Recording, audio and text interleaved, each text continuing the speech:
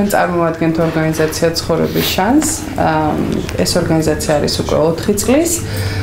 და ჩვენ ვცდილობთ მივცეთ ახალგაზრდებს, რომელმომოკლებულ ბავშვებს, ახალგაზრდებს დამოუკიდებელი ცხოვრების შანსი.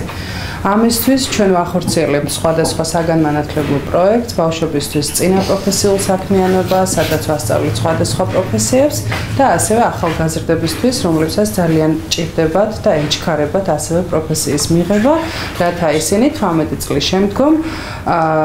უკვე რათა მათ შეძლონ დამოუკიდებელი ცხოვრება. იმუშაონ, კონდეთ ხელფასი და იგრძნონ თავი დამოუკიდებლად, სრულფასოვნად საზოგადოებაში თავის თანატოლებში. მე მინდა ვისაუბრო ADNS-თან დაკავშირებით ADNS-ი პირველად რომ ნახე ეს გოგონები მე სიმართლეს გეტყვით რომ არ მჯეროდა რომ შეიძლებოდა ეს სამი ახალგაზრდა მე მეგონენ 15 წლის პრინციპში ეხაც ესე გამოიყურებიან არ ვიცი რატო რა საიდუმლო აქვს ესეთი და მაშინ ჩვენთან ერთ-ერთ პროექტში რილაიფში აკეთებდნენ დასახმარებელ კონცერტს და ნუ რა თქმა უნდა მე მეგონდა რომ ეს დაუჯერებელი იქნებოდა თუმცა შემდეგ უკვე ძალიან კარგი ორგანიზებით ჩატარდა ეს პირველი კონცერტი არ ვიცი ჩვენთვის პირველი იყო ჩვენი ნაცნობისთვის მაგრამ ისე ალბათ არ იყო პირველი და უკვე ამ დღის შემდეგ მე არაერთი კონცერტი თუ გათენებული ღამე თუ არ ვიცი უკვე მჭიდრო კავშირი გვაქვს ჩვენ ერთმანეთთან და ძალიან მიხარია რომ ესეთი ახალგაზრდები არსებობს საქართველოში რომელიც აი ამ ასაკში ესეთ ძალიან მაგარ საქმეებს აკეთებენ. და მე დავამატებდი იმას, რომ ზუსტად ეს პასუხისმგებლობა აქვთ გათავისებული, ნამდვილად მე ვიცნობ და შეიძლება ყველა ახალგაზრდას, ბევრ ახალგაზრდას აქვს იმის სურვილი, რომ დაეხმაროს სხვას, მინახავს ბევრი ინიციატივები მომისმენია, რომ აი ჩვენ ამას შევქმნით, იმას დავეხმარებით, მაგრამ ეს ყოველთვის დიდი ხანი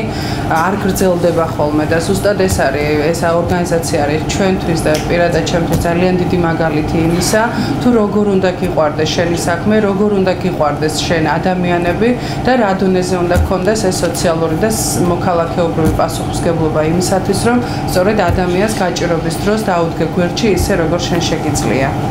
და ძალიან ბევრი ადამიანი შეხვდებათ ქუჩაში, ვისაც ხუთი უჭირავს ხელში და რეალურად ითხოვს დახმარებას ამა თუ იმ ბავშვისთვის, მაგრამ